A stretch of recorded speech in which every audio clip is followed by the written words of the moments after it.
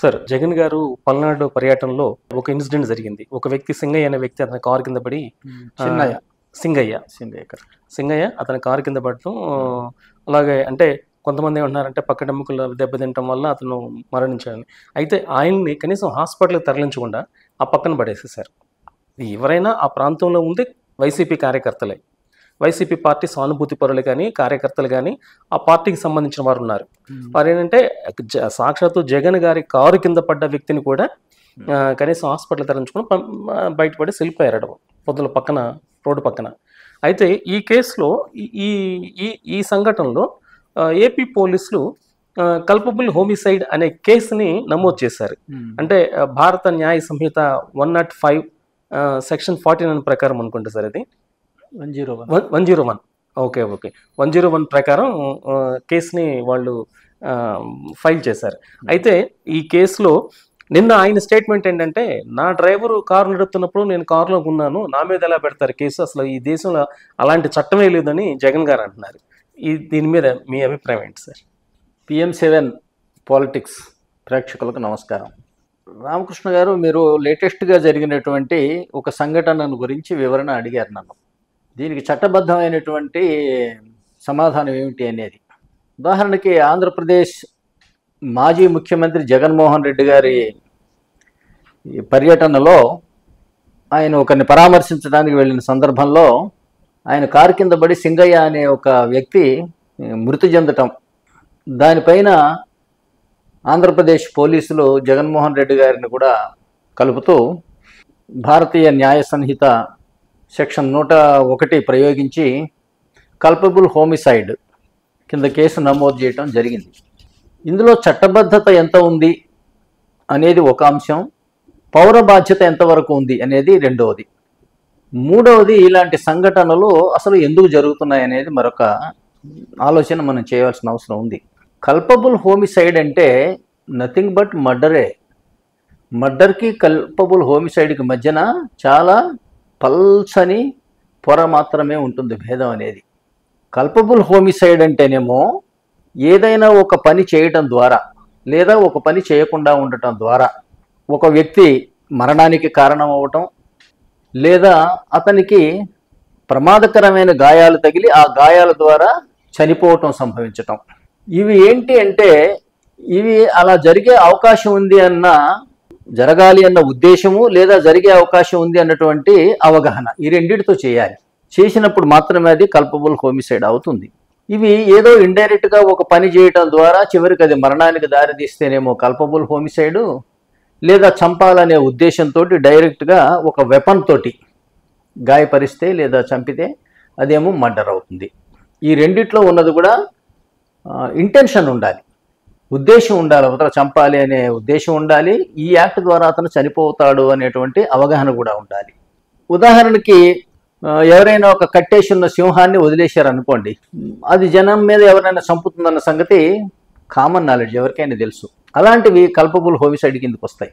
అట్లాగే పొలాలకి ఎవరైనా ఏంటంటే కరెంటు తోటి ఉచ్చులు బిగించారు, ఏది వన్యమృగాలు వచ్చి పంటలను పాడు చేయకుండా ఉండటం కోసం, అది తగిలి మరొకరు చనిపోతారు. ఇది మర్డర్ అనే బదులు ఏంటంటే కల్పబుల్ హోమిసైడ్ అవుతుంది. అందువల్ల ఇది చాలా పల్చటి భేదం మాత్రమే ఉంటుంది ఈ రెండింటి మధ్య అన్నమాట. కానీ కల్పబుల్ హోమిసైడ్కి ఏమో 5 సంవత్సరాల నుంచి 10 సంవత్సరాల నుంచి లైఫ్ వరకు శిక్ష పడే అవకాశం ఉంది. మర్డర్ అయితే మీకు తెలుసు లైఫ్ ఇంప్రిజన్మెంట్ వరకు పడుతుంది. అయితే మరి ఈ కేసుల్లో ఇప్పుడు జగన్ అరెస్ట్ చేస్తారా అంటేనేమో కల్పబుల్ హోమిసైడ్ కింద అరెస్ట్ చేయడం కుదరదు. ఎందుకనంటే కనీస శిక్ష వేసిందేమో 5 సంవత్సరాలు ఉంటుంది అందులో. దట్ మే ఎక్స్టెండ్, ఎందుకంటే అది మర్డర్లో ఉండాల్సిన అంశాలు కూడా అందులో ఉన్నాయి. అంటే ఇందాక మీకు చెప్పాను, కల్పబుల్ హోమిసైడ్కి మర్డర్కి పెద్ద భేదం ఉండదు, చాలా సున్నితమైన భేదం ఉంది. ఇది మర్డర్ అనే భావానికి దగ్గరగా ఉంటేనేమో 5 సంవత్సరాల నుంచి 10 సంవత్సరాల నుంచి లైఫ్ వరకు కూడా ఇంప్రిజన్మెంట్ పడే అవకాశం ఉంది. కానీ దీనికి ప్రిస్క్రైబ్డ్ పనిష్మెంట్ మాత్రం 5 సంవత్సరాలని మనం అర్థం చేసుకోవాలి. ఈ 5 సంవత్సరాలు ఉంటేనేమో అరెస్ట్ చేయడం కుదరదు. కారణం ఏంటంటే, గౌరవ సుప్రీంకోర్టు వారు Arnesh Kumar versus state of Bihar అనే కేసులో అంతకు ముందున్నటువంటి criminal procedure code, Indian penal కోడ్లో ఉన్నటువంటి అఫెన్సెస్కి ఉన్న వర్గీకరణని వదిలేసి ఏం చెప్పింది అంటే 7 years కన్నా లోపులో పనిష్మెంట్ ఉంటే అరెస్ట్ చేయవద్దు, without order from the court. 7 years కన్నా ఎక్కువ పనిష్మెంట్ ఉన్నటువంటి నేరాలు అయితే మాత్రమే పోలీసుకి అరెస్ట్ చేసే హక్కు ఉంటుంది. అంతే తప్పితే అసలు మన ఐపీసీ ప్రకారం ఏముంటుంది, కాగ్నిజిబుల్ అఫెన్స్ అయితేనేమో police can directly arrest, non cognizable అయితేనేమో police cannot arrest without warrant from the court. ఆ డిస్టింక్షన్ని ఆనరబుల్ సుప్రీం కోర్టు వారు తీసేసి ఏమన్నారంటే 7 years లోపల ఉంటే డైరెక్ట్గా అరెస్ట్ చేయడానికి వీల్లేదు పోలీసులు, 7 years కన్నా ఎక్కువ ఉంటే మాత్రమే చేయాలి. అందువల్ల దీంట్లో అరెస్ట్ అయితే రాదు. ఇక అసలు కల్పబుల్ హోమిసైడ్ కిందికి ఇది వస్తుందా అంటే నేను చెప్పాను కదా, ఎవరైనా ఏదైనా ఒక పని చేయాలి. ఈ పని ఇక్కడ జగన్ గారు ఏం పని చేశాడు, ఏం పని చేయటం ద్వారా ఈ మరణం సంభవించింది. ఒకటి, ఆయన చేసిన పని వల్ల ఈ మరణం ఇతన్ని ఎవరినైనా చంపాలనే ఉద్దేశంతో చేశాడా, ఉద్దేశం ఉండాలి, లేదా చనిపోతారన్న అవగాహన ఉండాలి. ఇది డైరెక్ట్గా చనిపోవటం కారణం అవ్వచ్చు, లేదా ఒక గాయం చేయటం ద్వారా ఆ గాయం మరణానికి దారి తీయవచ్చు, అప్పుడు కూడా కల్పబుల్ హోమిసైడ్ అవుతుంది. కానీ జగన్ గారు అక్కడికి వచ్చినటువంటి ఉద్దేశం ఏమిటి, ఎవరినైనా చంపుదామని, అంటే పర్టికులర్గా సింగయ్యని చంపుదామనా, లేదా ఎవరినో ఒకరిని చంపుదామనా, లేకపోతే అతని రాజకీయ కార్యకలాపాల్లో భాగంగా ఒక బాధితుడిని పరామర్శించడానికి వచ్చాడా, ఉద్దేశం ఏమిటి అని ఇక్కడ మనం చూడాలి.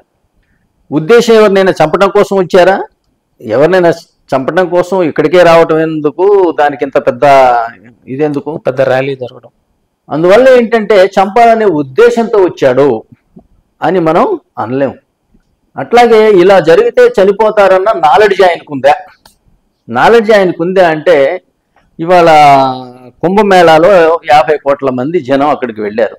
ఒక సినిమా యాక్టర్ మొన్న అల్లు అర్జున్ వచ్చాడంటే ఆయన దగ్గర చూడటానికి అనేక మంది జనం వచ్చి ఒక మహిళ చనిపోయింది. ప్రతి నదీ పుష్కరాలు కానివ్వండి, పండగలు పర్వదినాలు కానివ్వండి, సంతలు కానివ్వండి, జనం పోగవుతూ ఉంటారు. కానీ ఈ సంతలు పెట్టిన అభిప్రాయం కానీ, లేకపోతే ఈ పర్వదినాలు వగేరా చేసేటువంటి వాటి ఉద్దేశం కానీ ఎవరో ఒకరిని చంపుదామని కాదు. అట్లాగా ఇట్లా మీటింగులు పెట్టిన ప్రతిసారి తప్పనిసరిగా ఎవరో ఒకరు చచ్చిపోతారా కంపల్సరిగా? అందువల్ల ఏంటంటే ఎవరో చచ్చిపోతారన్న పరిజ్ఞానంతో పెట్టింది కూడా కాదు. ప్రతి పొలిటికల్ పార్టీ కూడా మీటింగులు పెడుతూనే ఉంటుంది, ర్యాలీలు చేస్తూనే ఉంటుంది. వాటి యొక్క ముఖ్య ఉద్దేశము లేదా ముఖ్య అవగాహన ఏమిటి అంటే వాళ్ళ పార్టీ యొక్క పరువు ప్రతిష్టలు పెరుగుతాయి లేదా పెరగాలి అన్న ఆశయం. అందువల్ల ఏంటంటే కల్పబుల్ హోమిసైడ్ అన్న దాని కింద ఈ సెక్షన్ని తీసుకురావడం ఏమో తప్పు. అందువల్ల ఇది చట్టబద్ధంగా అయితే నిలబడదు. చంపాలన్న ఉద్దేశంతో రాలేదు, చనిపోతారన్న అవగాహన లేదు, అసలు అతను టైర్ కింద పడిపోయాడు లేదా పడతాడు అన్న సంగతి జగన్మోహన్ రెడ్డి గారికి తెలియదు. ఆ మాటకు వస్తే బహుశా ఆ డ్రైవర్కి కూడా తెలియదు. తర్వాత దీంట్లో ఏంటంటే కొంత కాంట్రిబ్యూటరీ నెగ్లిజెన్స్ ఉంది. అక్కడ లక్షలాది మంది జనం ఉండగా సింగయ్య ఒక్కడే అందులో ఎందుకు పడ్డాడు అంటే అతని అజాగ్రత్త కొంత ఉంది. దీన్ని కాంట్రిబ్యూటరీ నెగ్లిజెన్స్ అంటారు. లేదా అతను ఏమన్నా సూసైడ్ చేసుకోవటానికి కారు కింద దూరాడా, లేదా అతన్ని మర్డర్ చేయడానికి ఎవరన్నా ప్రత్యర్థులు ఆయన్ని కారు కిందకి నెట్టేశారా, లేదా ఇందులో ప్రతిపక్ష వ్యతిరేక పార్టీల వారుండి బదనాం చేయటం కోసం కారు కిందకి నెట్టారా, సింగయ్య సూసైడ్ చేసుకోవటం కోసం కారు కిందకి దూరాడా, లేదా పొరపాటున పడిపోయాడా? ఇవి ఏ సందర్భంలో కూడా ఏంటంటే ఈ కల్పబుల్ హోమిసైడ్ అన్న దాని కింద రావు. దీన్ని ఎట్ ది మోస్ట్ ఏంటంటే ర్యాష్ అండ్ నెగ్లిజెంట్ డ్రైవింగ్ కింద రావాలి ఈ చిన్న కేసుని. కాకపోతే ఇవాళ రాజకీయ కక్షలతోటి ఒకరి మీద ఒకరు కేసులు పెట్టుకోవడం అనేది ఈ రాజకీయ విధి విధానాల్లో ఒక భాగం అయిపోయింది. ఇది ఇలా ఎందుకు జరుగుతున్నది అంటే దీని ఇంత గతంలో ఏం జరిగినాయి, వాటి పరిణామం ఏం జరిగింది, అసలు ఇలా జరగడానికి రాజ్యాంగబద్ధమైన కారణం ఏమిటి అని మీరు అడిగితే నేను మరొక ఎపిసోడ్లో మీకు తప్పనిసరిగా చెప్తాను. కానీ ఈ విధంగా ఏంటంటే ఈ రాజకీయ నాయకులు ఒకరి మీద ఒకరి చేతిలో అధికారం ఉంది కదా అని సిల్లీ కేసుల దగ్గర నుంచి తీవ్రమైన కేసుల వరకు పెట్టుకోవడం కానీ, తీవ్రమైన పదజాలంతో విమర్శించుకోవడం కానీ, చివరికి బూతులు తిట్టుకోవటం కానీ, ఒకళ్ళనొకళ్ళు జైళ్లలో పెట్టుకోవటం, ఒకరి ఆస్తులు ఒకరు విధ్వంసం చేసుకోవటం, ఒకరిని మరొకరు పోలీసులతోటి కార్యకర్తలతోటి తన్నించటం, ఇవి ఏంటంటే ఇవాళ రాజకీయ దిగజారుడుతనానికి ఇవి మనకి సూచికగా కనపడుతున్నాయి. అయితే వెంటనే ఒక పార్టీ వారు అంటారు కదా, అంటే ఏమిటి జగన్మోహన్ రెడ్డి గతంలో చేయలేదా అంటారు. చేసి ఉండొచ్చు, కానీ నేను వాటిని సమర్థిస్తున్నానా? సమర్థించను. అట్లాగే ఏంటంటే దీనికి ఎక్కడో ఒక చోట ఫుల్ స్టాప్ పడవలసిన అవసరం ఉందా లేదా? తప్పనిసరిగా ఉంది. లేకపోతే ఈ రాజకీయాలు ఎక్కడికి దారితీస్తాయంటే, ప్రస్తుతం అయితేనేమో ఆస్తులు సర్వస్వం పణంగా పెట్టి ఎన్నికలు నడుపుతున్నారు, ఒకరినొకరు తీవ్ర పదజాలంతో తిట్టుకుంటున్నారు, కొట్టుకుంటున్నారు, చివరికి ఇంట్లో ఆడవాళ్ళను కూడా ఈ విమర్శల్లోకి లాగుతున్నారు, ఒకళ్ళ ఆస్తులు ఒకళ్ళు విధ్వంసం చేసుకుంటున్నారు, ఒకళ్ళ మీద ఒకళ్ళు పోలీసులు పెట్టి జైళ్లలో పెట్టుకుంటున్నారు. ఇది పాత రాచరిక వ్యవస్థలో ఓడిపోయిన రాజుని గెలిచిన రాజు చేసేటువంటి పనులు ఇవి.